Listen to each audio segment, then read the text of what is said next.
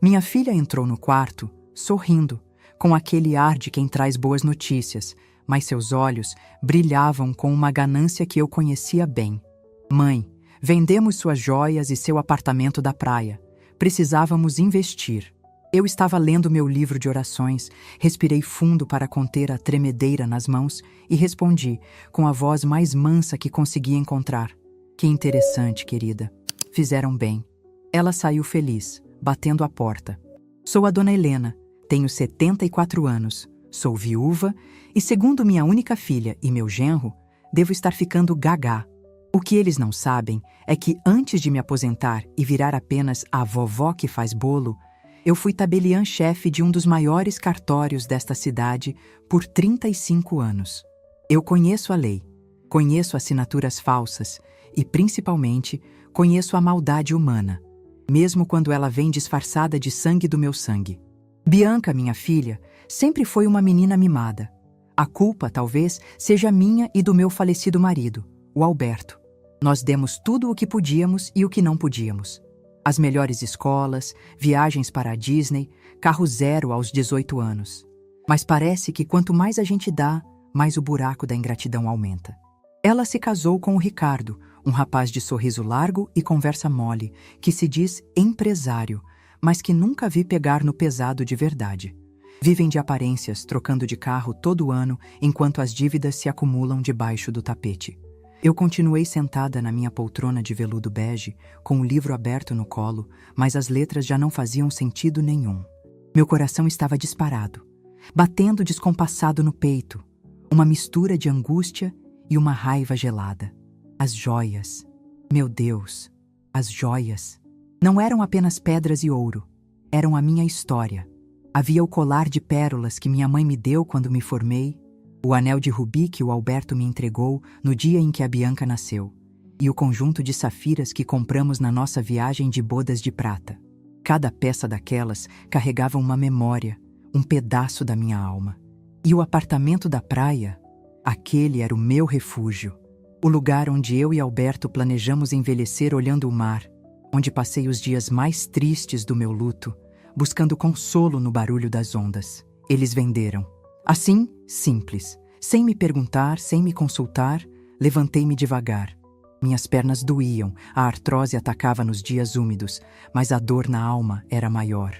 Caminhei até a penteadeira. A caixinha de música, onde eu guardava as chaves do cofre, estava lá, mas a posição estava levemente alterada. 1 milímetro para a esquerda. Só quem limpa a própria casa, há 50 anos, percebe esses detalhes. Abri a gaveta de baixo, onde ficavam os documentos da casa de praia. Vazia. Apenas o forro de papel manteiga restava, com a marca da poeira onde a pasta costumava ficar. Senti uma lágrima quente escorrer pelo meu rosto enrugado. Não era pelas coisas materiais. Dinheiro vai e vem. A lágrima era pela traição. Era por perceber que, para a minha filha, eu já não era mais uma pessoa, uma mãe, um ser humano com vontades e direitos. Eu tinha virado um estorvo, um caixa eletrônico ambulante prestes a pifar, do qual eles precisavam sacar tudo antes que a máquina desligasse de vez. Precisávamos investir, ela disse. Investir em quê? Nas dívidas de jogo do Ricardo? Nas bolsas de marca que ela comprava escondido e dizia que eram réplicas? Ou em mais um negócio infalível que o meu genro inventava a cada 6 meses? A porta do quarto se abriu novamente, sem bater. Era o costume deles agora. Privacidade é coisa que velho não precisa ter na cabeça deles. Mãe? Bianca colocou a cabeça para dentro. O Ricardo já falou com o comprador. O dinheiro cai na conta dele amanhã cedinho. Vamos usar para entrar naquela franquia de açaí que te falei. Vai ser um estouro. O senhor que comprou as joias disse que vai derreter tudo para fazer lingotes, acredita? Ouro velho não tem design comercial, ele disse. Derreter. A palavra ecoou na minha cabeça como um tiro.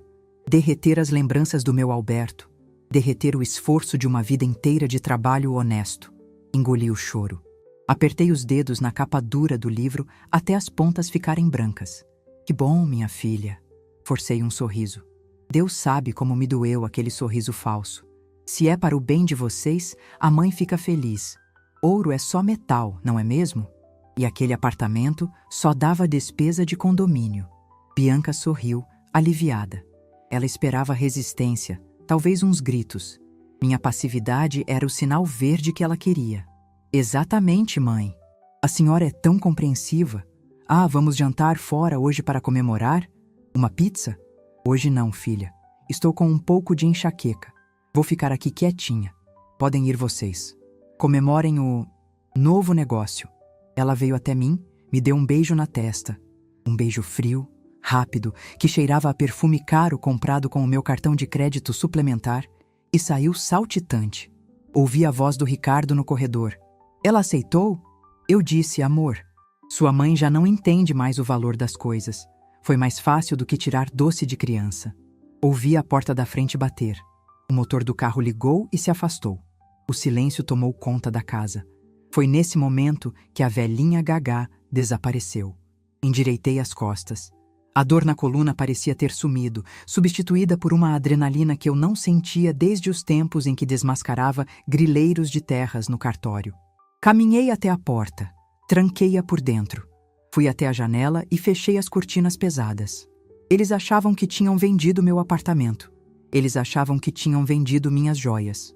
O que Bianca e Ricardo não sabiam, porque a arrogância os deixava cegos e preguiçosos, é que a propriedade do apartamento da praia nunca esteve apenas no meu nome de pessoa física. Há 10 anos, quando comecei a perceber que o Ricardo não era flor que se cheire, criei uma holding familiar. O apartamento e as joias de maior valor estão integralizados no capital social dessa empresa. Eu sou a administradora vitalícia com poderes absolutos. O que estava no cofre aqui de casa? As réplicas perfeitas que mandei fazer anos atrás para usar em festas sem medo de ser assaltada na rua. As joias verdadeiras? Estão no cofre do Banco Central da cidade, alugado em nome da holding. E o apartamento? Para vendê-lo, precisariam da minha assinatura digital, do meu token e da aprovação do conselho da empresa, que sou eu mesma. Se eles venderam, eles falsificaram uma assinatura pública. E se receberam dinheiro por isso? Ah, isso se chama estelionato. Eles cometeram o erro clássico dos gananciosos. Subestimaram quem veio antes. Acharam que rugas são sinal de burrice.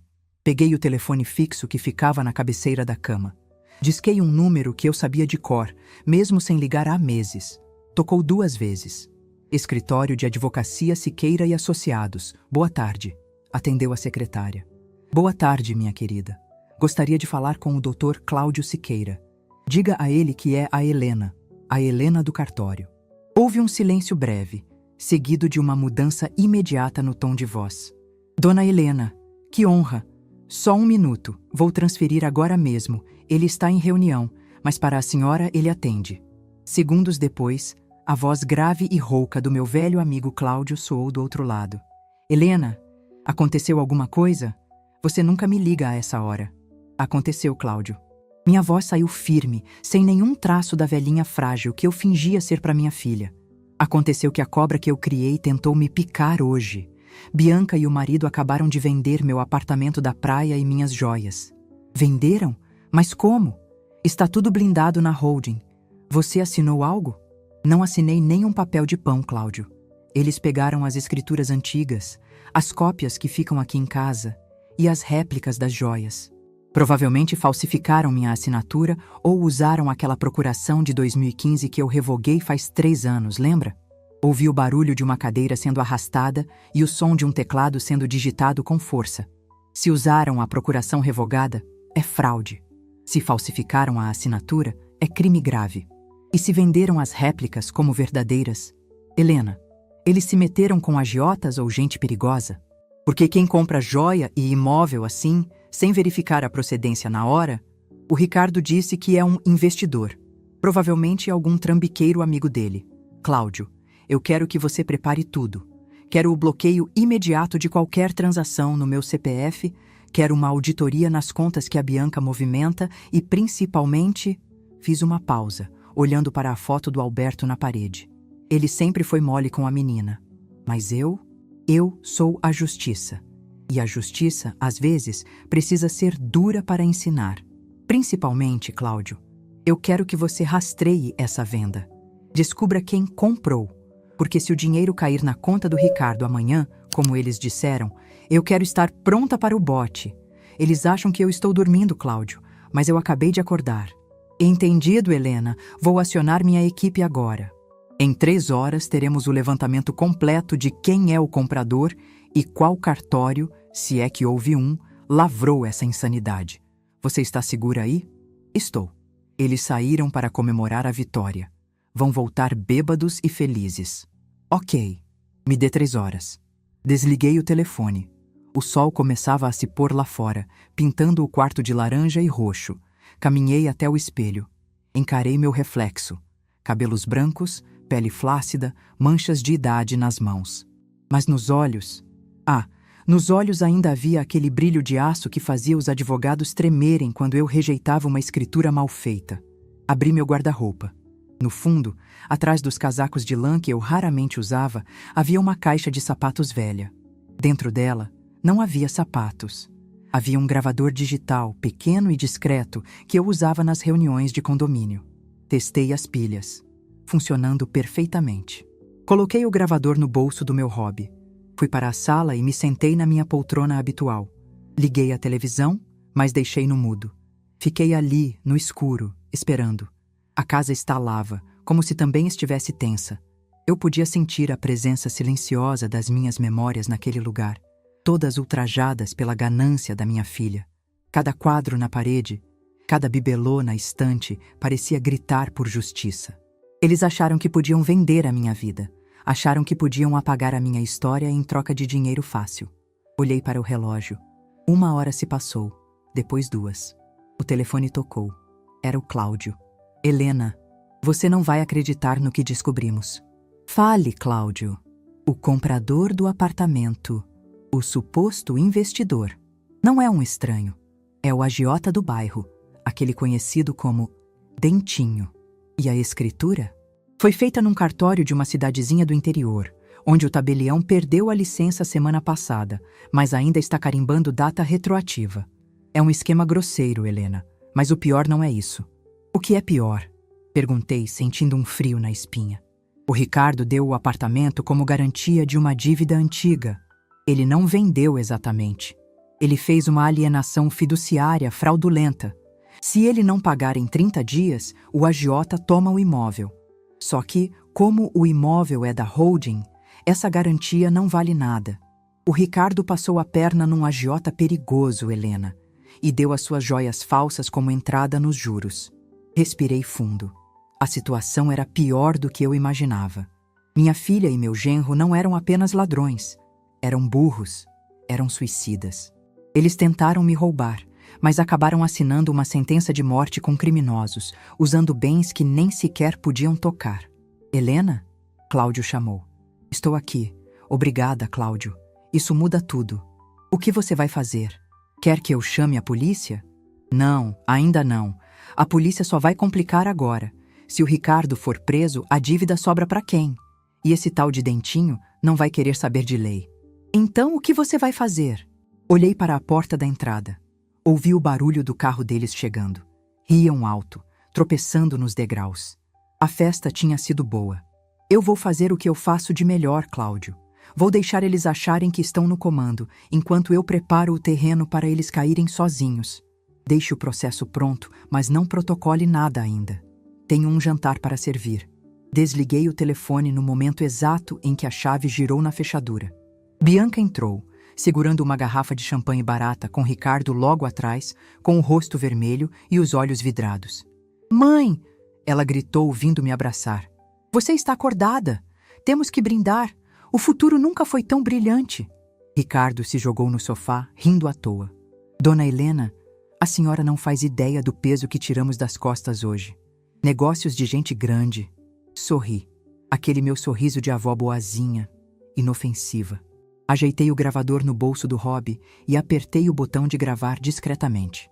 Imagino, meu filho. Imagino. Caminhei até a cozinha. Vou buscar umas taças. Mas antes me contem. Quanto foi que conseguiram no apartamento? Tenho curiosidade de saber quanto vale minha velhice hoje em dia. Enquanto eu ia para a cozinha, ouvi Ricardo sussurrar para Bianca. Viu? Ela nem desconfia.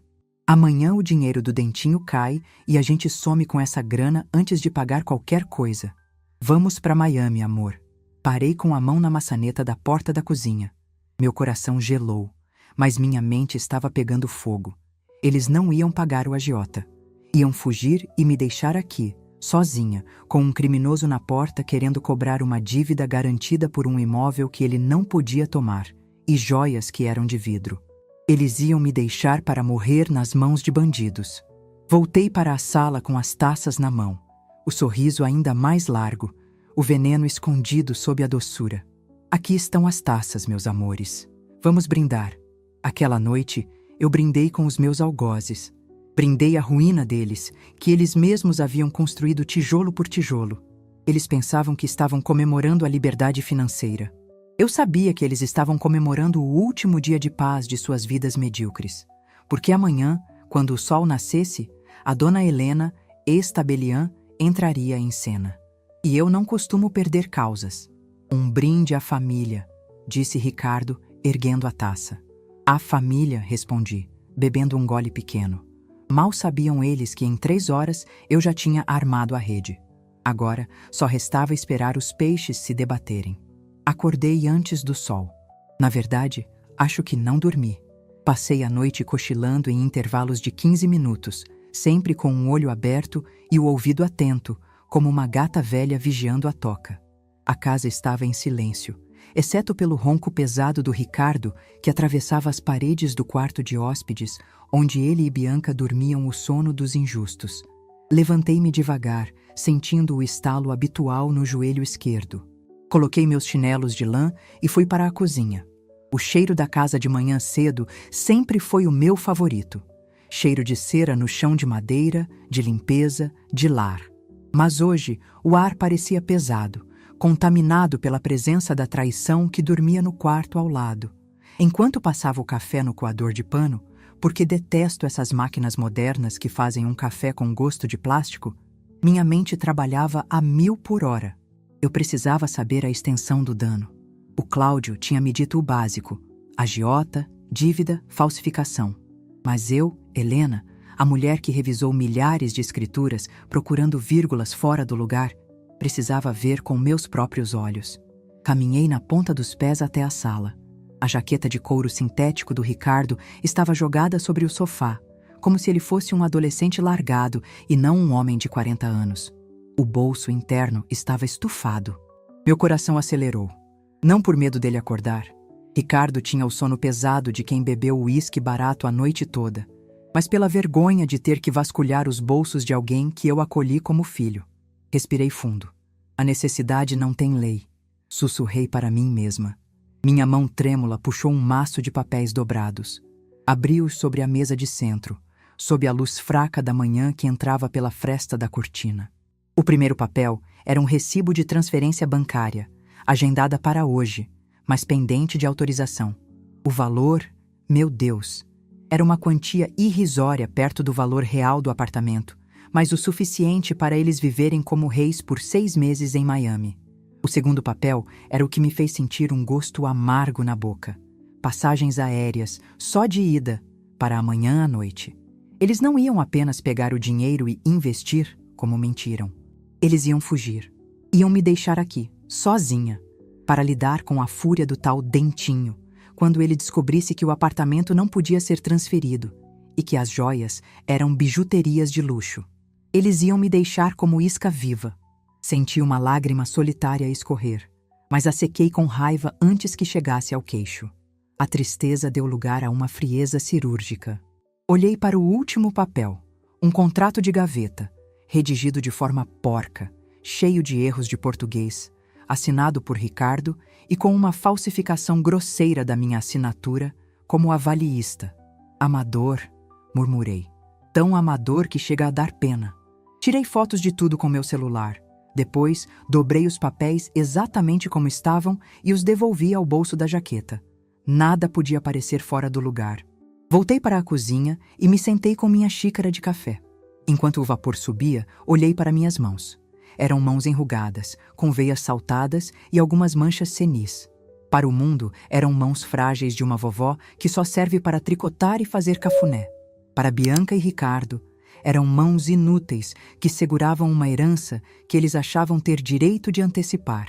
Mas aquelas mãos tinham segurado a caneta que validou a compra de metade dos imóveis dessa cidade nos últimos 30 anos. Aquelas mãos sabiam a diferença entre uma firma reconhecida por autenticidade e uma por semelhança apenas pelo tato do papel. Durante anos, deixei que me vissem apenas como a mãe da Bianca. Aceitei ser interrompida nos jantares de família.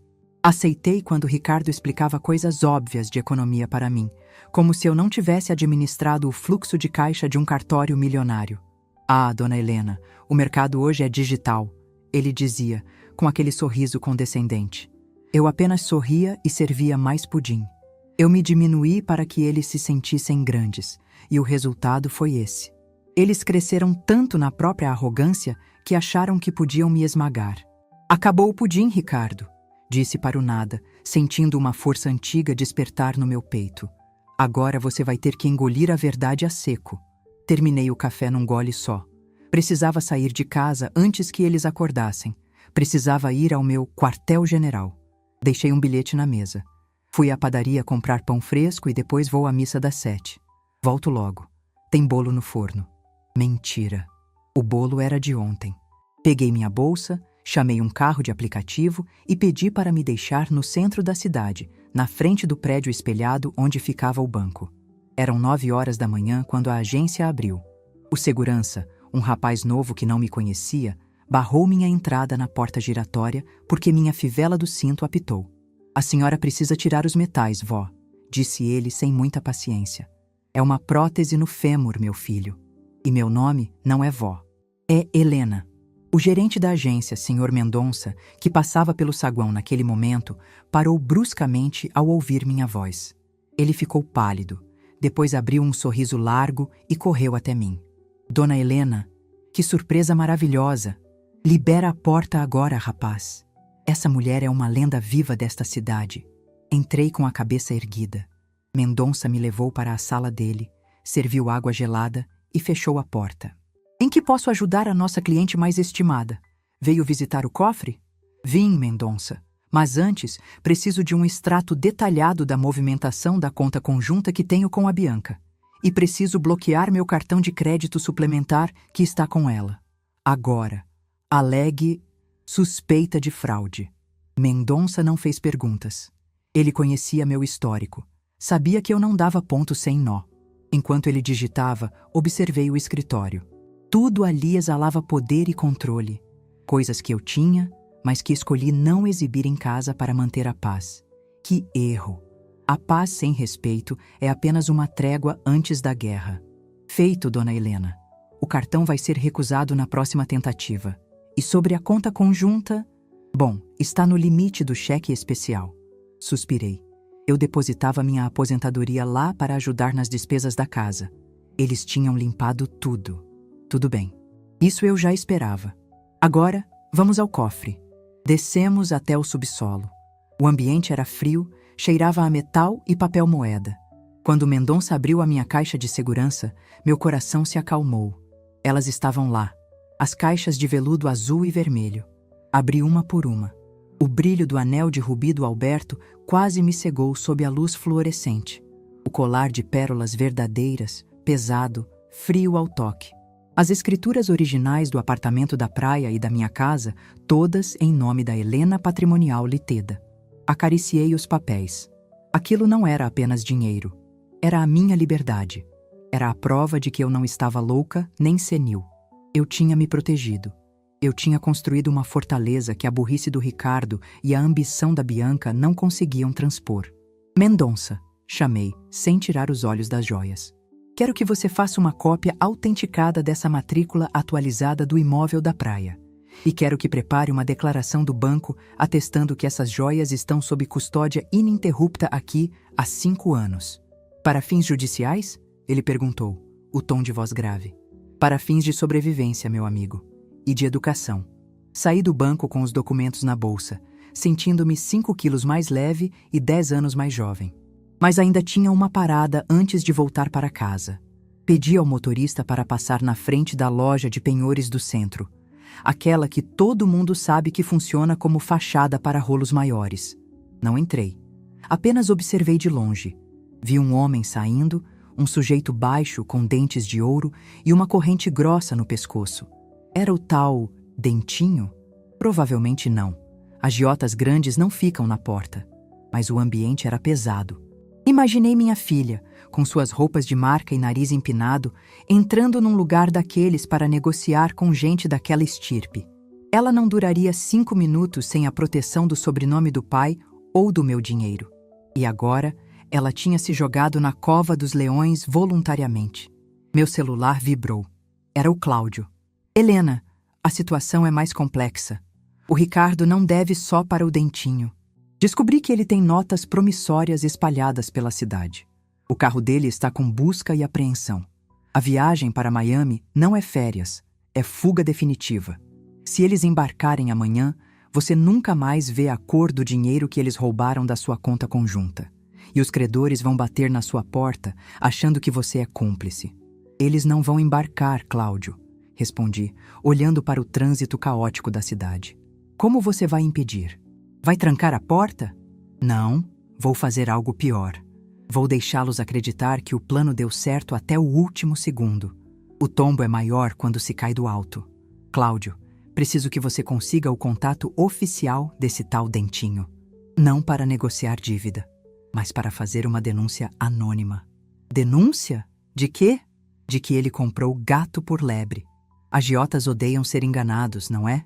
Se ele souber que as garantias são falsas antes do Ricardo fugir, ele vai vir cobrar. E eu quero que ele cobre enquanto o Ricardo ainda está na minha sala. Houve um silêncio do outro lado da linha. Helena, isso é perigoso. O cara pode ser violento. Eu sei. Por isso vou precisar da polícia na hora certa. Mas o Ricardo precisa sentir o medo. Ele precisa olhar nos olhos do monstro que ele criou. É a única chance de ele aprender. Ou de a Bianca acordar e ver com quem se casou. Você é terrível, Helena. Sou uma mãe, Cláudio. E às vezes a mãe tem que dar o remédio amargo para curar a febre. Prepare tudo. O show vai começar na hora do almoço. Desliguei e pedi para o motorista voltar para casa. Quando entrei, a cena era patética. Ricardo estava na mesa da cozinha, segurando a cabeça com as 2 mãos, pálido. Bianca estava ao telefone, falando baixo, com cara de preocupação. Mãe, onde você se meteu? Bianca desligou o telefone rápido ao me ver. Ficamos preocupados. Fui rezar, minha filha. Rezar por nós, pelos novos começos. Coloquei a bolsa no balcão com um baque surdo. E trouxe sonhos da padaria. Vocês parecem tensos. Aconteceu algo? O dinheiro do investimento não caiu? Ricardo levantou a cabeça, os olhos vermelhos. O sistema bancário está lento hoje, dona Helena. Coisa de fim de semana. Mas o comprador garantiu que cai até o meio-dia. Mentiroso. O dinheiro não ia cair porque o agiota devia estar verificando as joias falsas naquele exato momento.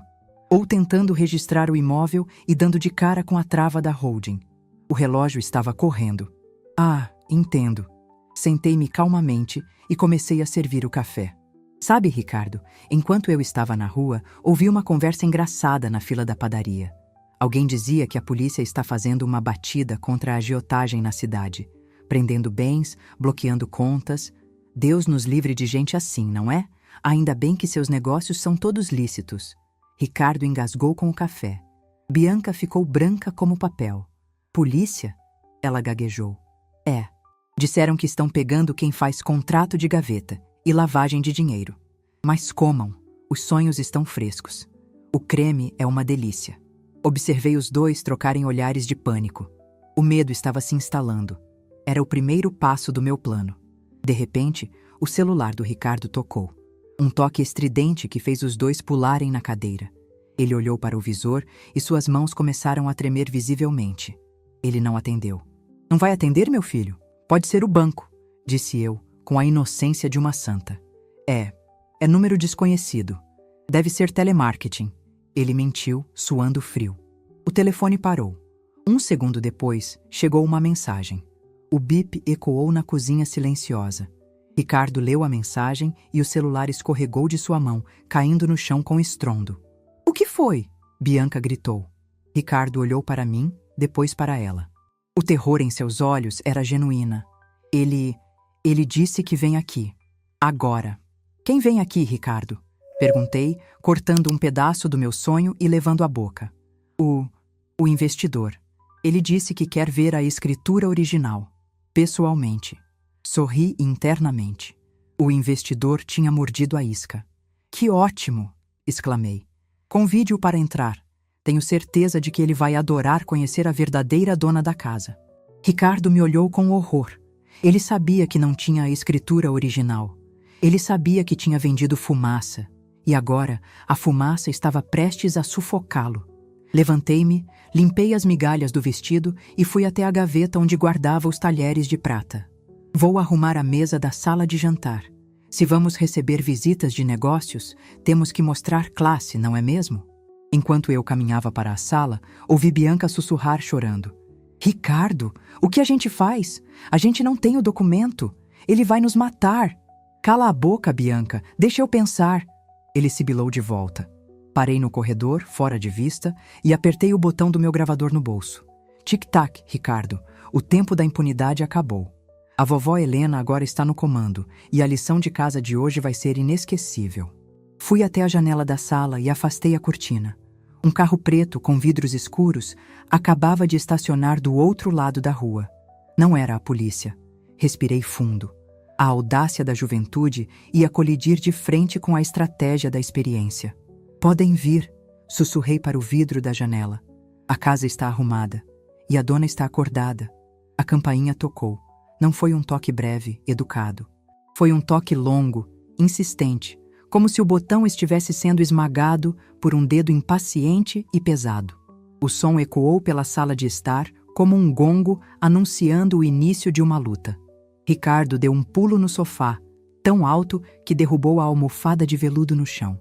Bianca levou as mãos à boca, os olhos arregalados, encarando a porta de madeira maciça como se fosse a entrada do inferno.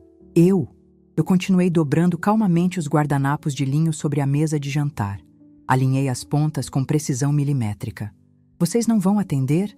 Perguntei com a voz suave, sem levantar os olhos do meu serviço. Deve ser o tal investidor. É feio deixar visitas esperando no sereno. Eu vou, gaguejou Ricardo. Ele se levantou, as pernas trêmulas, e limpou o suor da testa com a manga da camisa. Antes de ir, ele se virou para mim, num tom de súplica desesperada. Dona Helena, por favor, por tudo que é mais sagrado, não fale nada complicado, deixe que eu conduzo a negociação. A senhora só concorda, tá bom? Só sorri e concorda. Sorri para ele. Aquele sorriso de avó que acabou de tirar um bolo do forno. Fique tranquilo, meu genro. Eu serei a anfitriã perfeita. Vou apenas servir o café e ouvir os grandes planos de vocês. Ricardo engoliu em seco e foi até a porta. Eu vi suas costas tremerem quando ele girou a chave. A porta se abriu e o ar da sala mudou instantaneamente. Não entrou apenas um homem. Entrou uma atmosfera de perigo. O sujeito era baixo, atarracado, vestindo um terno que parecia caro, mas que ficava apertado nos ombros largos demais. Ele tinha o cabelo cortado rente e usava óculos escuros, mesmo dentro de casa. Atrás dele vi outro homem, maior, que ficou parado no batente, de braços cruzados, vigiando a rua. Era o Dentinho, ou Rogério, como ele gostava de ser chamado quando brincava de empresário. Eu já tinha ouvido falar dele nos corredores do fórum, anos atrás. Emprestava dinheiro a juros extorsivos e cobrava com métodos que a polícia fingia não ver. Ricardo, meu parceiro. Rogério abriu os braços, mas não sorriu. Sua voz era rouca, arranhada. Achei que a gente tinha combinado no escritório, mas você insistiu que eu viesse buscar a mercadoria na fonte. Ricardo tentou sorrir, mas parecia uma careta de dor. Rogério, que bom que veio. Entre, por favor. Minha sogra fez café. Vamos resolver tudo aqui, rapidinho. Rogério entrou, tirou os óculos escuros e varreu a sala com o olhar. Seus olhos pararam em mim. Ele me analisou de cima a baixo, avaliando se eu representava algum risco. Vi o desprezo surgir no rosto dele. Para ele, eu era apenas mobília velha, inofensiva. Boa tarde, senhora. Ele resmungou. Boa tarde, senhor Rogério, respondi, indicando a cabeceira da mesa. Sente-se, por favor. Aceita um café? É coado na hora, do jeito que a gente gosta. Com um pedaço de sonho da padaria? Dizem que o açúcar acalma os nervos. Ele soltou uma risada curta e seca. Não vim comer, senhora. Vim fechar negócio. Tempo é dinheiro. Sentaram-se à mesa. Ricardo de um lado, suando bicas. Bianca do outro, petrificada, mexendo no anel de casamento como se quisesse arrancá-lo. Eu me mantive em pé, perto do aparador, servindo o café nas xícaras de porcelana chinesa, agindo como a criada invisível da minha própria tragédia. Vamos ao que interessa, disse Rogério, batendo uma pasta de couro na mesa. O prazo venceu hoje às 9 da manhã, Ricardo. Você disse que tinha o dinheiro. Não tinha.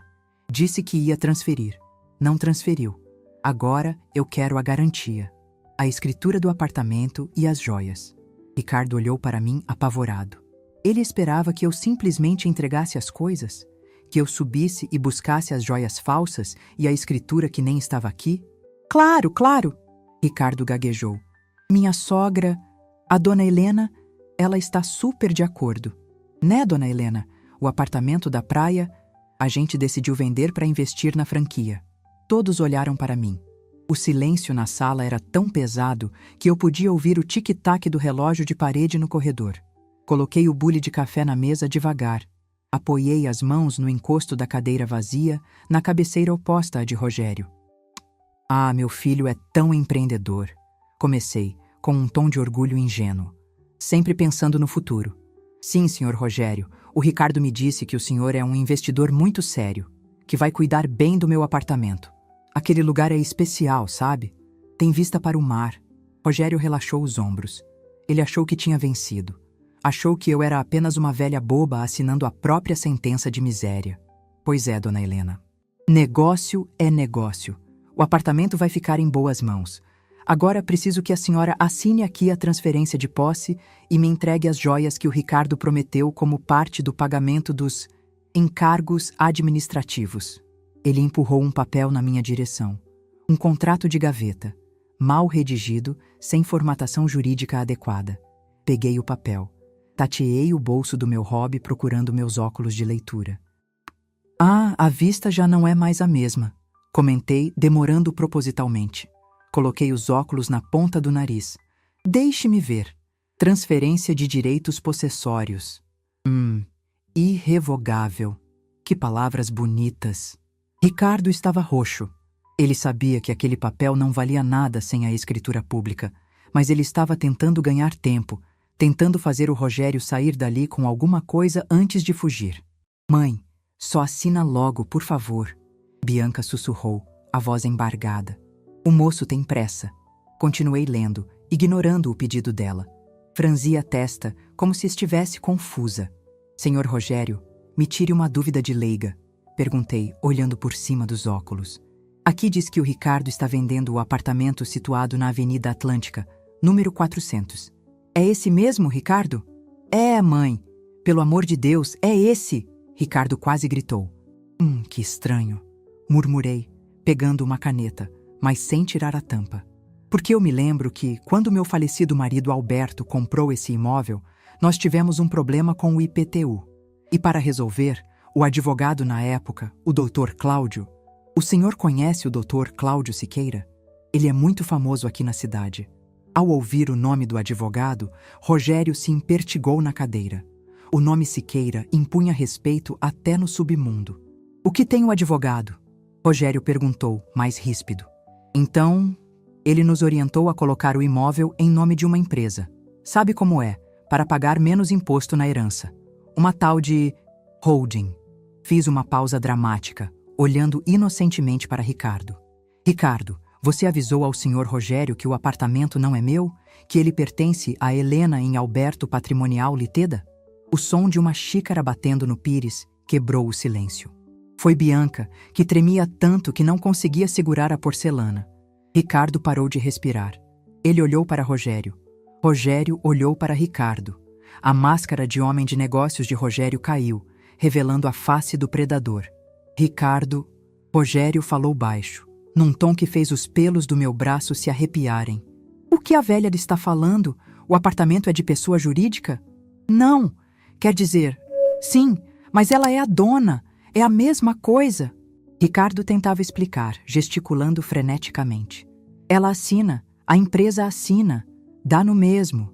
Eu soltei uma risada leve, balançando a cabeça. Ah, meu filho, não dá no mesmo não.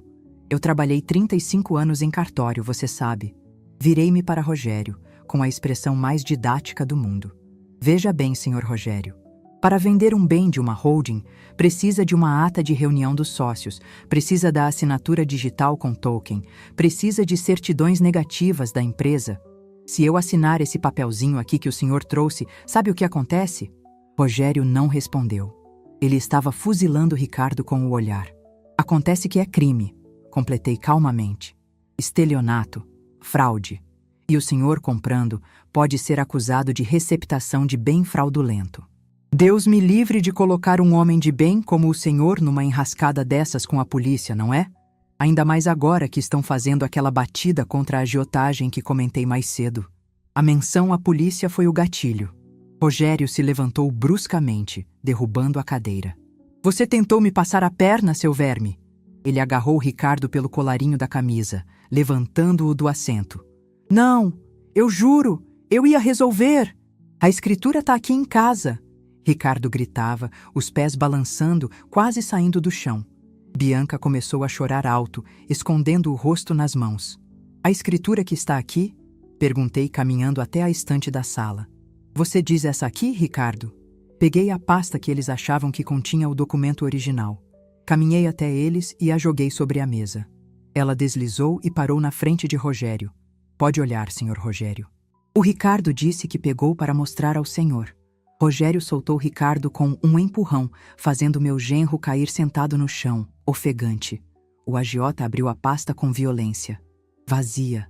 Apenas cópias simples, xerox em preto e branco, sem valor algum. E claro, a certidão de ônus reais que eu tinha imprimido hoje cedo no banco, mostrando que o imóvel estava bloqueado pela holding. Rogério pegou a folha e leu. Seu rosto ficou vermelho de raiva. Uma veia pulsava na têmpora dele. Propriedade intransferível sem anuência do Conselho Administrativo. Ele leu em voz alta. Ele amassou o papel e o jogou na cara de Ricardo. Você me deu como garantia uma coisa que você não pode vender? Você pegou 100 mil reais da minha mão semana passada dando esse apartamento como lastro e ele nem é seu? Eu ia pagar amanhã. Ricardo soluçava no chão, rastejando para trás. Com que dinheiro, Ricardo? Intervim novamente, implacável, mas mantendo o tom de curiosidade.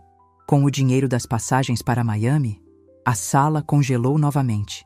Bianca levantou a cabeça, o rosto borrado de rímel. Mãe, como você sabe? Tirei do bolso do meu hobby as passagens aéreas que eu tinha impresso da foto que tirei de manhã. Coloquei-as suavemente sobre a mesa ao lado da xícara de café de Rogério. Eu achei isso no bolso do casaco dele quando fui lavar roupa, minha filha. Voo 704, amanhã à noite. Só de ida. Rogério olhou para as passagens, depois olhou para Ricardo. O agiota começou a rir. Uma risada feia, sem humor. Ah, então o playboy ia fugir. Ia dar o calote no dentinho e ir para Disney. Ele fez um sinal para o homem que estava na porta. O Brutamontes entrou na sala, estalando os dedos. Ricardo, Ricardo! Rogério balançou a cabeça, tirando um canivete do bolso e limpando as unhas com ele. Você sabe o que a gente faz com quem tenta fugir, não sabe? A gente garante que a pessoa não consiga andar até o aeroporto. Ricardo começou a gritar, encolhido em posição fetal. Bianca correu para abraçá-lo, tentando protegê-lo com o próprio corpo. Não, por favor, a gente paga, a gente dá um jeito, ela gritava. Eu assistia a tudo aquilo com uma frieza que me surpreendeu. Aquelas eram as pessoas que eu amava, ou achava que amava. Mas ver a covardia do Ricardo e o desespero materialista da Bianca só confirmava que eu tinha feito a coisa certa. Eles precisavam sentir o peso do mundo real. O mundo onde as ações têm consequências. Rogério avançou um passo em direção a eles. O segurança também. A violência estava prestes a explodir na minha sala de estar. Era o momento. Eu não podia deixar o sangue manchar meu tapete persa. A lição era moral, não física. Ainda. Senhor Rogério, Chamei com a voz firme, autoritária. Não a voz da vovó, mas a voz da tabeliã Helena, que expulsava grileiros do seu cartório. Sente-se, agora. O comando foi tão inesperado que Rogério parou e olhou para mim confuso. O que foi, velha? Sai da frente que o assunto é com ele. Ai, o assunto é na minha casa, retruquei, dando um passo à frente. Fiquei entre o agiota e o casal encolhido no chão. E na minha casa, ninguém apanha. Pelo menos, não sem antes pagar a conta. Ele me deve 100 mil, mais os juros. Eu sei, respondi tranquilamente. E sei que ele não tem esse dinheiro. Se o senhor quebrar as pernas dele, ele não vai conseguir trabalhar para pagar. E se o senhor matá-lo, vai preso. Porque eu tenho câmeras de segurança nesta sala, transmitindo direto para o escritório do meu advogado. Apontei para o sensor de movimento do alarme no canto do teto. Era mentira, claro. Mas Rogério não sabia. Ele olhou para a luzinha vermelha piscando e recuou um passo. Você é esperta, dona Helena. Mas isso não resolve meu problema. Eu quero meu dinheiro. Ou eu levo o que tiver de valor aqui. Ele olhou para a cristaleira, para a TV, para os quadros. O senhor não vai levar nada que é meu, disse eu, cruzando os braços. Mas eu posso oferecer uma solução. Uma solução que recupera seu dinheiro e ensina uma lição a esses dois ingratos. Ricardo e Bianca levantaram os olhos, esperançosos. Rogério ficou curioso. Que solução? Ele perguntou, guardando o canivete. As joias, eu disse. Mãe, não, Bianca gritou. Nem? São a herança do papai. Cale a boca, Bianca, ordenei sem olhar para ela. Você perdeu o direito de falar em herança quando tentou vendê-la pelas minhas costas. Voltei-me para Rogério. O Ricardo prometeu joias, não prometeu? Ele disse que valiam o suficiente para cobrir a dívida. Disse. Falou que eram rubis e diamantes. Coisa fina. Elas estão no cofre lá em cima. Menti. As verdadeiras estavam no banco. As falsas, as réplicas perfeitas de vidro e zircônia, estavam no cofre do quarto. Eu dou a combinação para o senhor. O senhor sobe, pega as joias e considera a dívida do Ricardo paga. Em troca, o senhor rasga essas promissórias e sai da minha casa agora, sem tocar num fio de cabelo deles. Rogério ponderou.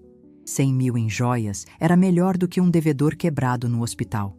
Se as joias forem verdadeiras, a gente tem um acordo. Pode levar num avaliador, disse eu, com a confiança de quem sabe jogar pôquer. Mas só depois de sair daqui. Se o senhor aceitar, pega as caixas e vai embora. Se voltar, aí a conversa será com a polícia. Rogério olhou para Ricardo, que assentia freneticamente, implorando com os olhos para que eu entregasse as joias. O covarde estava disposto a me ver perder tudo para salvar a própria pele. Feito, disse Rogério. Cadê o cofre? No meu quarto. Primeira porta à direita. A senha é o aniversário da minha filha. Ricardo sabe. Ricardo se levantou num pulo, as pernas ainda bambas, mas movido pelo instinto de sobrevivência. Eu pego. É 12 de maio. Eu vou lá. Ele correu escada acima. Rogério fez um sinal para o segurança o acompanhar. Fiquei sozinha na sala com Bianca e Rogério. Minha filha chorava baixinho. Rogério me encarava, agora com um misto de respeito e desconfiança. A senhora tem sangue frio, dona Helena. Entregar as joias da vida toda para salvar um traste desse é amor demais ou burrice. Sorri para ele. Um sorriso enigmático. Às vezes, senhor Rogério, a gente entrega os anéis para não perder os dedos. Ou para prender a mão do ladrão na cumbuca. Segundos depois, Ricardo desceu correndo, abraçado a 3 caixas de veludo. Ele as entregou a Rogério como se fossem oferendas a um deus irado. Tá aqui! Tudo aqui! O colar, o anel, os brincos. Vale muito mais que 100 mil. Rogério abriu uma das caixas. O rubi brilhou intensamente sob a luz do lustre. Era uma réplica perfeita, feita na Itália. Enganaria qualquer um a olho nu, exceto um especialista com lupa. E Rogério não era especialista. Era apenas ganancioso. Ele sorriu, fechou a caixa e a guardou no bolso interno do paletó. Estamos quites, Ricardo. Por enquanto. Mas se eu souber que você tentou me passar para trás de novo, não vai ter sogra que te salve. Ele se virou para mim e fez um leve aceno de cabeça. Passar bem, dona Helena. Adeus, senhor Rogério. E cuidado na rua. Dizem que tem muito ladrão por aí. Eles saíram. A porta bateu. O silêncio voltou a reinar, mas agora era um silêncio diferente. Era o silêncio dos destroços após a tempestade. Ricardo desabou no sofá, rindo histericamente de alívio. Bianca correu para abraçá-lo. Acabou! Acabou, amor! A gente se livrou! Ele dizia, beijando o rosto dela. Sua mãe salvou a gente. Perdemos as joias, mas salvamos a pele. E ainda temos as passagens. A gente vai para Miami amanhã e começa do zero. Fiquei olhando para eles. A audácia era inacreditável. Eles achavam que tinham se livrado. Achavam que eu tinha me sacrificado por eles. Mal sabiam que eu tinha acabado de dar a corda para eles se enforcarem. Caminhei até a mesa. Peguei meu café que já estava frio e tomei um gole. Vocês não vão para Miami, disse eu calmamente. Ricardo parou de rir. Bianca me olhou. Como assim, mãe? Claro que vamos. O problema está resolvido. O dentinho foi embora. O dentinho foi embora com vidros coloridos no bolso, Ricardo. Revelei, saboreando cada palavra. Aquelas joias são falsas. Bijuterias que eu uso para ir ao mercado. As verdadeiras estão no cofre do Banco Central desde 2015. O queixo de Ricardo caiu. Os olhos de Bianca quase saltaram das órbitas. Falsas? Ricardo sussurrou, a cor drenando do rosto novamente. Você deu joias falsas para o agiota? Dei, respondi. E quando ele tentar vender, daqui a 1 ou 2 horas, ele vai descobrir. E adivinhem para onde ele vai voltar, com muito mais raiva do que antes? Olhei para o relógio na parede. Vocês têm cerca de 90 minutos antes que ele volte para terminar o serviço. Ou antes que a polícia chegue. Porque, eu esqueci de mencionar. Enquanto vocês dormiam, o doutor Cláudio protocolou uma denúncia de extorsão e ameaça contra o senhor Rogério, indicando que ele estaria aqui hoje com produtos de receptação. A ficha caiu. O peso da realidade esmagou os dois de uma vez só. Eles não estavam salvos. Eles estavam encurralados. Você armou pra gente? Bianca perguntou incrédula, como se eu fosse a vilã. Eu? Não, querida. Eu apenas deixei vocês brincarem de adultos. E agora, a hora do recreio acabou. Sentei-me na minha poltrona, cruzei as pernas e apontei para o telefone fixo. Agora, vocês têm uma escolha. Ficar aqui e esperar o Rogério voltar para descobrir que foi feito de bobo, ou ligar para a polícia, confessar a tentativa de estelionato contra mim, a falsificação de documentos e pedir proteção contra o agiota. Ricardo olhou para a porta, depois para o telefone, depois para mim. O pânico era total. A cadeia ou a morte, Ricardo? Finalizei com um olhar de aço. Escolha rápido. O tempo está correndo. Tic-tac. O silêncio na sala durou apenas 3 segundos após a minha última frase. Depois, o caos explodiu. Ricardo começou a andar de um lado para o outro, puxando os próprios cabelos com tanta força que achei que fosse arrancá-los. Bianca caiu no sofá, chorando um choro feio, engasgado, daqueles de criança que sabe que fez algo irreparável. Vidro? Você deu vidro para ele? Ricardo gritava, a voz falhando, aguda de pânico. Dona Helena, a senhora tem noção do que fez? O Rogério não é um banco que manda cartinha de cobrança. Ele quebra ossos, ele mata. Continuei sentada, impassível, alisando o tecido da minha saia. Eu sei exatamente quem ele é, Ricardo. A pergunta é, você sabia? Porque quando pegou o dinheiro dele emprestado, você colocou a minha vida e a da sua esposa em risco.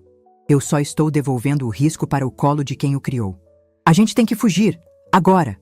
Ricardo correu para a porta, tateando o bolso em busca da chave do carro. O carro não vai ligar, avisei, sem me mover. Ele parou, a mão na maçaneta, e se virou lentamente com os olhos injetados. O que você fez? O carro está no nome da empresa, Ricardo. Helena em Alberto Patrimonial.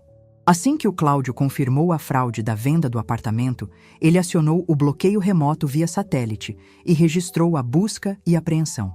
Se você tentar ligar aquele motor, o GPS vai enviar a localização exata para a polícia em tempo real. Ricardo encostou as costas na porta e escorregou até o chão. Ele parecia um animal encurralado, suando frio, a respiração curta. Você cercou a gente? Ele sussurrou incrédulo. Você planejou tudo. Enquanto a gente dormia, você estava nos caçando dentro da própria casa. Eu estava protegendo o meu legado, corrigi, dura, e me defendendo de 2 parasitas que acharam que podiam sugar meu sangue até a última gota. Bianca levantou a cabeça, os olhos inchados, a maquiagem borrada, fazendo aparecer um palhaço triste. Mãe, por favor, eu sou sua filha, sua única filha. Você vai deixar o Dentinho voltar aqui e matar a gente? É isso? Você odeia tanto a gente assim? Aquela pergunta doeu. Doeu como uma facada no peito. Eu não odiava minha filha. Eu a amava desesperadamente. Mas o amor, às vezes, exige que a gente deixe o outro cair para aprender a levantar. O amor permissivo tinha criado aquele monstro egoísta na minha frente. O amor exigente precisava consertar o estrago. Eu não odeio você, Bianca. Eu tenho pena. Pena de ver que criei uma mulher que prefere roubar a mãe a trabalhar. Pena de ver que você escolheu um homem que usa você como escudo. Apontei para Ricardo. Olhe para ele. Ele estava pronto para fugir e te deixar com a dívida. Ele ia sacrificar as minhas joias, a minha casa e a sua segurança. E você ainda chora por ele? Antes que ela pudesse responder, o celular do Ricardo, caído no tapete, começou a tocar. Não era um número desconhecido. O nome Rogério brilhava na tela como um aviso de bomba nuclear. Ricardo olhou para o aparelho como se fosse uma cobra venenosa. Atenda, ordenei. Coloque no viva voz. Vamos ver se ele já foi ao avaliador. Ricardo, trêmulo, rastejou até o celular e atendeu. Alô? A voz de Rogério explodiu no ambiente, tão alta que o som distorceu. Não era mais a voz rouca e controlada de negócios. Era um rugido de fúria pura. Seu moleque desgraçado. Você acha que eu sou otário? O som de buzinas ao fundo indicava que ele estava no trânsito. Parei num ourives aqui na esquina. Vidro, zircônia barata. Você me deu lixo, Ricardo. Lixo. Rogério, eu juro, eu não sabia. Foi a velha. Ela me enganou. Ricardo gritou, jogando a culpa em mim sem pestanejar. Covarde até o fim. Não me interessa. Eu estou voltando. E dessa vez eu não vou entrar para tomar café. Eu vou entrar para derrubar a porta e cobrar com sangue. Você tem 10 minutos, Ricardo. 10 minutos para rezar. A ligação caiu. O silêncio que se seguiu foi ensurdecedor. Ricardo levantou-se num salto, os olhos arregalados de terror. 10 minutos. Ele está voltando. Ele vai nos matar. Ele correu para a cozinha, abriu a gaveta e pegou uma faca de carne. Suas mãos tremiam tanto que ele quase se cortou. Ricardo, solte isso, disse Bianca chorando. Eu não vou morrer. Se ele entrar, eu mato ele. Ou mato vocês. Ele estava fora de si. O medo o tinha transformado em algo irracional. Ele apontou a faca para mim. É culpa sua. Dê um jeito. Ligue para o banco. Transfira o dinheiro. Agora. Eu não recuei. Pelo contrário, levantei-me da poltrona. Ajeitei meus óculos e encarei a ponta daquela faca. Você vai me furar, Ricardo? Vai matar a única testemunha que pode te salvar da cadeia? Vai matar a única pessoa que tem o poder de impedir que o Rogério te despedace? Me dá o dinheiro! Ele berrou, avançando um passo. Foi nesse momento que ouvimos. Primeiro, distante, como um zumbido de mosquito. Depois, mais alto, cortando o ar da tarde de domingo. Sirenes. Não uma, mas várias. O som inconfundível de viaturas se aproximando em alta velocidade. O som da lei. Ricardo parou, a faca suspensa no ar. Ele correu para a janela e espiou pela fresta da cortina. Polícia! Ele sussurrou. Tem 3 viaturas fechando a rua. Ele olhou para mim, confuso. Você chamou a polícia para o Rogério? Eu chamei a polícia para todos os criminosos nesta casa, Ricardo. Caminhei até a mesa e peguei o dossiê que o Cláudio tinha me enviado por e-mail e que eu imprimira na impressora do escritório dele, que fica no quarto de hóspedes. Aqui tem a prova da falsificação da escritura, a prova da tentativa de estelionato, a prova da alienação fiduciária fraudulenta e a gravação da sua confissão agora há pouco, quando admitiu que sabia que o Rogério era um agiota e que tentou fugir. Levantei o meu gravador digital, aquele pequeno aparelho preto que estava no meu bolso o tempo todo. A luzinha vermelha ainda piscava. Ricardo soltou a faca. O metal bateu no chão de madeira com um clangor metálico. Ele percebeu. A armadilha tinha se fechado completamente. Do lado de fora, ouvi o som de pneus cantando. Um carro freou bruscamente, seguido de gritos. Mãos na cabeça! Polícia! Sai do carro! Era o Rogério. Ele tinha voltado exatamente na hora em que a polícia fechava o cerco. O destino, ou talvez o timing perfeito do meu advogado Cláudio, tinha colocado o predador e a lei no mesmo metro quadrado de asfalto. Ricardo correu para a janela novamente. Pegaram ele, pegaram o dentinho. Ele começou a rir. Uma risada histérica de alívio. Eles prenderam o agiota. Estamos salvos, Bianca. Estamos salvos. Ele se virou para mim com um sorriso triunfante e doentio. Viu, dona Helena? Deu tudo certo. O bandido foi preso. Agora a senhora explica para o delegado que foi tudo um mal-entendido, que eu fui coagido e a gente resolve isso em família. Balancei a cabeça, sentindo um misto de nojo e tristeza profunda. Ele ainda não tinha entendido. Ele achava que a impunidade era um direito natural dele. A campainha tocou. Polícia Civil! Abram a porta! Gritou uma voz grossa do lado de fora. Ricardo foi abrir, todo solícito, já compondo a cara de vítima. Seu policial, graças a Deus, aquele homem lá fora tentou nos matar, nós somos vítimas! O delegado, um homem alto, grisalho e com cara de poucos amigos, entrou na sala. Atrás dele, entrou o meu advogado, o Dr. Cláudio Siqueira, impecável em seu terno azul marinho. Ricardo Alves? Perguntou o delegado. Sim, sou eu. O agiota ameaçou minha família. O senhor está preso, disse o delegado sacando as algemas. O sorriso de Ricardo congelou. O quê? Como assim? Eu sou a vítima. A minha sogra pode confirmar. Dona Helena, fala para ele. O delegado olhou para mim. Cláudio caminhou até o meu lado e colocou a mão no meu ombro, um gesto de apoio silencioso. Dona Helena, disse o delegado com respeito. O Dr. Siqueira nos apresentou as provas preliminares.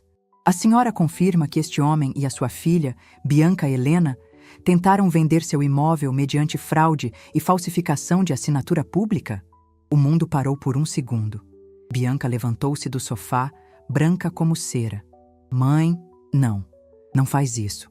É cadeia, mãe. Eles vão prender a gente. Olhei para a minha filha. Lembrei-me dela pequena, aprendendo a andar, segurando na minha mão. Lembrei-me de todas as vezes que a perdoei por mentiras pequenas, por notas baixas, por desrespeitos na adolescência. Eu sempre perdoei. E o meu perdão tinha sido o adubo para a erva daninha que cresceu dentro dela. Se eu a salvasse agora, eu a condenaria a ser essa pessoa horrível para sempre. Se eu a deixasse cair, talvez, apenas talvez, ela pudesse se reconstruir um dia. Respirei fundo, sentindo o peso de 35 anos de cartório, de honestidade, de nome limpo. Eu confirmo, delegado. Minha voz saiu firme, preenchendo a sala. Eles falsificaram minha assinatura, negociaram meus bens sem consentimento e colocaram um criminoso dentro da minha casa. Eu represento contra os dois. Mãe! Bianca gritou, um grito que rasgou minha alma. Você vai me mandar para a prisão? Eu sou sua filha! Você deixou de ser minha filha no momento em que decidiu que eu valia mais morta do que viva, Bianca. Respondi, as lágrimas finalmente escorrendo, mas sem soluçar. Você me vendeu. Agora pague o preço. O delegado fez um sinal. 2 agentes avançaram. Um algemou Ricardo, que chorava e xingava, esperneando como uma criança mimada. Sua velha maldita! Você armou tudo! Você vai morrer sozinha! Ricardo gritava, enquanto era arrastado para fora. O outro agente se aproximou de Bianca. Ela não resistiu.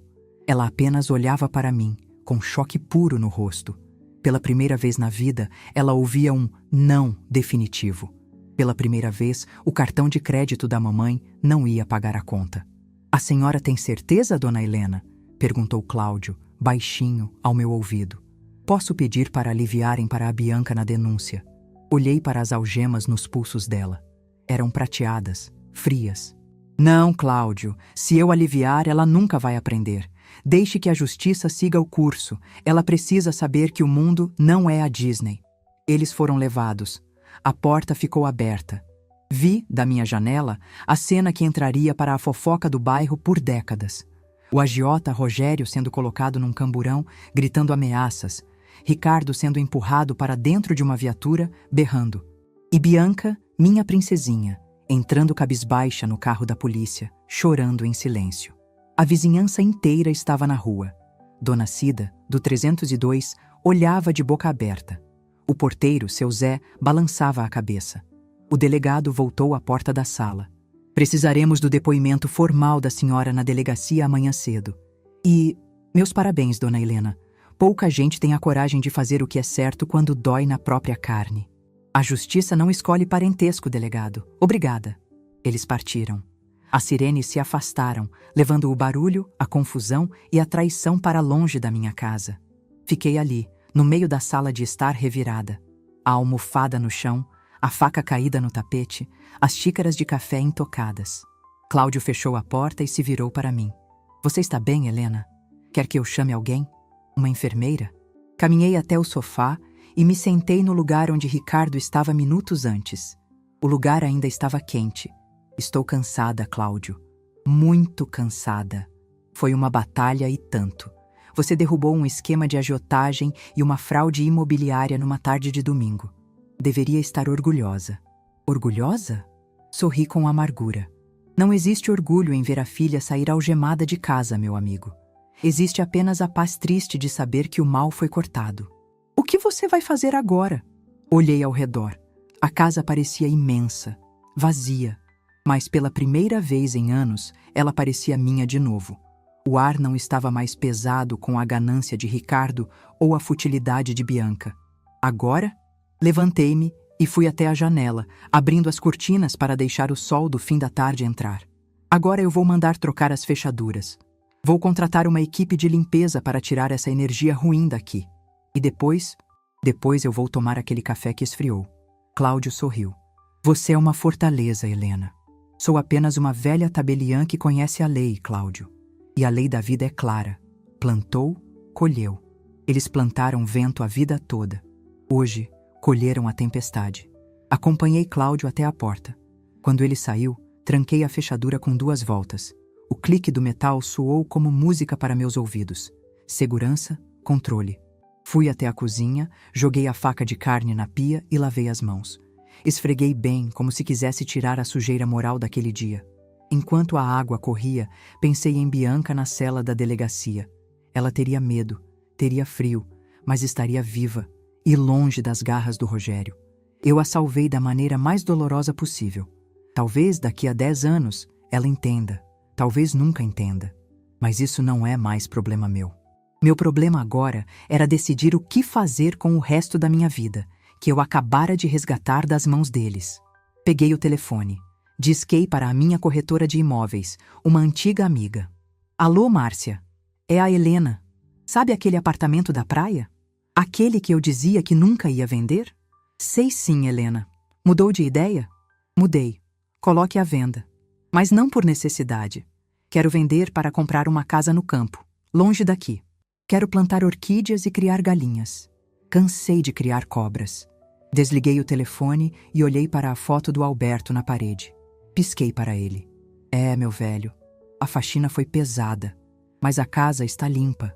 Fui até a vitrola antiga que ficava no canto da sala, empoeirada pelo desuso. Coloquei um disco de vinil que nós adorávamos. A música preencheu o ambiente, substituindo o eco das sirenes. Dancei sozinha no meio da sala. Meus passos eram lentos, meu joelho doía, mas minha alma dançava a valsa. Eu tinha 74 anos, estava sozinha, mas estava livre. E não há joia no mundo que pague o valor da liberdade de dormir com a consciência tranquila e a porta trancada, sabendo que ninguém vai vender seu travesseiro enquanto você sonha. Amanhã seria um novo dia. Haveria advogados, depoimentos, choro e arrependimento falso. Mas hoje a noite era minha. Olhei pela janela uma última vez. O sol se punha, pintando o céu de vermelho sangue. Adeus, vidinha de vovó Gagá. Brindei com a xícara de café vazia. Bem-vinda de volta, dona Helena. E assim, no silêncio da minha vitória solitária, preparei-me para a primeira noite de sono verdadeiro em muito tempo. Mas antes de fechar os olhos, fiz uma última anotação no meu caderno de orações. Nunca subestime uma mulher que já viu o diabo assinar contrato e devolveu por falta de reconhecimento de firma. 6 meses se passaram desde aquela tarde de domingo, em que as sirenes da polícia levaram minha família e o meu sossego embora. 6 meses parecem pouco tempo para quem já viveu 74 anos, mas acredite em mim, a vida pode mudar mais em meia dúzia de meses do que em décadas de rotina morna. Hoje, acordei com o canto de um galo, e não com o barulho de caminhões de lixo ou buzinas estressadas da cidade grande. Abri a janela do meu quarto e dei de cara com o verde da Serra da Mantiqueira. O ar aqui é puro, cheira a terra molhada e eucalipto. Vendi a casa da cidade. Aquela casa grande, cheia de quartos vazios e ecos de traição, já não me servia mais. Com o dinheiro e com a venda bem feita do apartamento da praia, dessa vez com todas as certidões em dia e dinheiro na conta da holding, comprei este sítio. É pequeno, mas é meu. Tem um pomar que eu mesma estou cuidando e um galinheiro onde as galinhas cacarejam sem pedir dinheiro emprestado. Enquanto preparava meu café, agora passado num coador de pano novo, numa cozinha que tem cheiro de alecrim, olhei para o calendário na parede. Hoje é dia de visita. Não gosto de ir lá. O ambiente é pesado, cinza, cheio de tristeza represada. Mas uma mãe nunca deixa de ser mãe, mesmo quando precisa ser juíza. Peguei meu carro, um modelo SUV alto e seguro que aprendi a dirigir com confiança depois de renovar a carteira, e dirigi até o complexo penitenciário. A fila da revista é humilhante, mas eu passo por ela com a cabeça erguida. As outras mães e esposas me olham com curiosidade. Veem uma senhora bem vestida, de cabelos brancos impecáveis, e devem se perguntar: o que a doutora está fazendo aqui? Encontrei Bianca no parlatório. Ela emagreceu. O cabelo loiro de salão deu lugar a um rabo de cavalo simples, com a raiz escura aparecendo. As mãos, antes sempre feitas com unhas de gel, agora estavam curtas, calejadas. Oi, mãe, ela disse baixinho, sem me olhar nos olhos. Oi, Bianca. Trouxe aquele livro que você pediu e um pouco de chocolate. O agente disse que pode entrar. Ela sorriu, um sorriso fraco, mas pela primeira vez em anos, pareceu um sorriso verdadeiro, sem segundas intenções. Obrigada. Ela hesitou. O Ricardo... Ele mandou perguntar se a senhora já falou com o advogado dele sobre a redução da pena. Respirei fundo. Ricardo pegou 5 anos. Estelionato, falsificação ideológica, associação criminosa. Bianca pegou 2 anos em regime semiaberto, convertidos em prestação de serviços comunitários pesados e restrição de liberdade nos fins de semana, porque provamos que ela foi coagida psicologicamente, embora tenha sido cúmplice material. Ela dorme numa ala feminina de baixa periculosidade durante a semana. Diga ao Ricardo que o advogado dele é pago com o dinheiro que ele deveria ter. Eu não pago advogado para quem tentou me roubar, Bianca. Ele que lide com as consequências das escolhas dele. Bianca assentiu. Ela sabia que não adiantava insistir. E você? Como está o trabalho na biblioteca do presídio? Perguntei. Bom, eu estou organizando os arquivos. É engraçado, mãe. Eu nunca trabalhei na vida. Sempre achei que trabalho era castigo. Mas aqui, organizar aquelas fichas, ver as coisas em ordem, me dá uma sensação estranha, de utilidade. Senti um aperto no coração, mas dessa vez foi um aperto bom. Isso se chama dignidade, minha filha. É o que a gente sente quando ganha o pão, e não quando ganha na loteria ou herda de alguém. Eu sei. Ela levantou os olhos e, pela primeira vez, vi arrependimento real. Não o choro histérico do dia da prisão, mas uma tristeza madura. Mãe, me desculpa, não pelo dinheiro, mas por ter achado que a senhora era descartável. Eu achava que velho só servia para atrapalhar. Estendi a mão e toquei o vidro que nos separava. Eu te perdoo, Bianca. O perdão eu já te dei no dia em que não deixei o agiota te matar. Mas a confiança, essa você vai ter que construir tijolo por tijolo quando sair daqui. E a obra é lenta. Saí de lá com a alma lavada. Ver minha filha descascando batatas e catalogando livros na prisão doía sim. Mas vê-la livre da influência tóxica do Ricardo e descobrindo o valor do esforço próprio era um alívio. Eu preferia visitar uma filha na cadeia do que chorar num túmulo de uma filha assassinada por dívidas de jogo. Voltei para a cidade, mas não para casa. Fui direto para o centro comunitário do bairro onde morei a vida toda. O salão estava lotado. Mais de 50 cabeças brancas me aguardavam. Senhoras com seus tricôs, senhores com seus bonés, todos sentados em cadeiras de plástico, conversando animadamente. No fundo do palco, uma faixa dizia: Projeto Vovó Blindada, consultoria jurídica e emocional com Dona Helena. Assim que entrei, fui recebida com aplausos. Não aplausos de piedade, mas aplausos de respeito. Subi no pequeno palco, ajeitei o microfone e coloquei meus óculos. O Dr. Cláudio estava na primeira fila, sorrindo orgulhoso. Ele tinha me ajudado a montar essa associação sem fins lucrativos. Nosso objetivo? Ensinar idosos a se protegerem. Boa tarde, meus queridos. Minha voz ecoou forte. Quem aqui já assinou um papel sem ler porque estava sem os óculos? Metade da sala levantou a mão, rindo. Pois é, hoje vamos falar sobre um assunto sério. Aposentadoria não é mesada de filho marmanjo. A plateia riu, mas logo o silêncio atento se instalou. Passei as 2 horas seguintes ensinando. Expliquei o que é um empréstimo consignado fraudulento. Ensinei como verificar se o nome está sujo. Mostrei, passo a passo, como fazer um testamento vital e como criar cláusulas de usufruto para que ninguém, nem filho, nem neto, nem o Papa, possa tirar você da sua casa enquanto você estiver vivo. Escutem bem, eu disse encerrando a palestra. O maior patrimônio que nós temos não é a casa, nem o carro, nem as joias. É a nossa autonomia. Envelhecer não é virar criança. Envelhecer é acumular sabedoria. Se alguém, seja quem for, tratar vocês como incapazes, mostrem a eles que a velhice é apenas a juventude que deu certo e sobreviveu. Não deixem ninguém assinar a história de vocês. Fui ovacionada. Dona Cida, minha antiga vizinha, veio me abraçar chorando. Helena, graças à sua dica da semana passada, descobri que meu neto estava usando meu cartão de crédito no jogo do Tigrinho.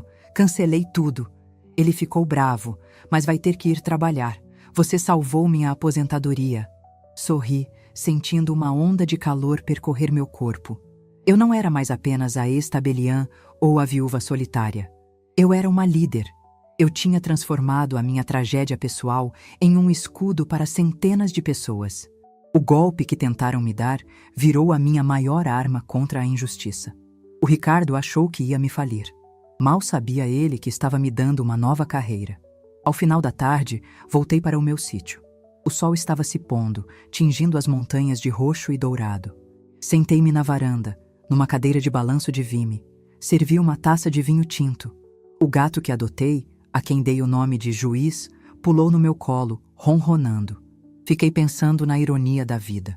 Eu precisei perder a ilusão da família perfeita para encontrar a realidade da minha própria força.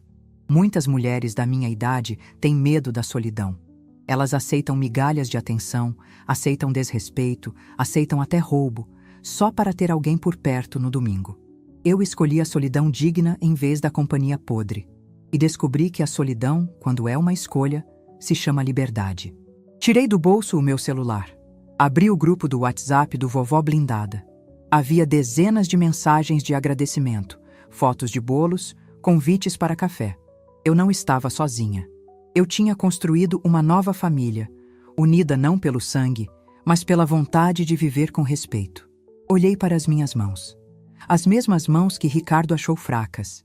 Elas seguravam a taça de vinho com firmeza. Lembrei-me da frase que Bianca me disse na prisão.